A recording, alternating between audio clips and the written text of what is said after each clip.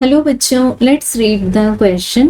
Given question based है assertion and region form में और इसको हम रेफर कर सकते हैं 11th NCERT part 1 page number 145 पर।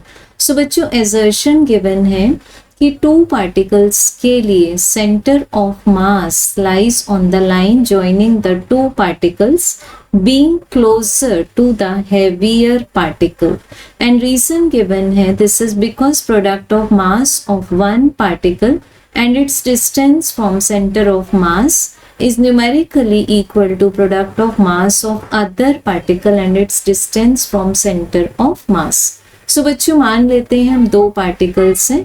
फर्स्ट का मास m1, सेकेंड का mass m2। m1 is not equal to m2, तो मान लेते हैं हम कि m1 is more than m2। It means m1 particle heavy है and m2 particle is lighter. अब इनको हम लोगों ने जब एक लाइन से ज्वाइन किया तो असर्शन में गिवन है हमें कि सेंटर ऑफ मास इसी लाइन पर लाई करेगा such that it will be close to the heavier particle. तो मान लेते हैं हम असर्शन को प्रूव करने के लिए कि centre of mass origin mean 0 0 पर लाई करता है। सो बच्चों, हमें x coordinate of centre of mass क्या मिल जाएगा? 0।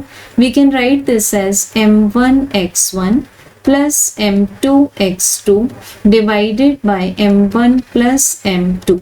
अब हम इस डिस्टेंस को मान लेते हैं x1 and let this distance for the lighter particle from center of mass is x2। so ये जब लेफ्ट में 0 से मल्टीप्लाई होगा तो ये पूरा वैनिश हो जाएगा, तो हमें क्या मिलेगा? m1 x1 plus m2। अब बच्चों, अगर हम x1 को नेगेटिव ले लें सो ये फर्स्ट टर्म नेगेटिव हो जाएगी, plus m2 x2 equals to 0। It means m1 x1 equals to m2 x2।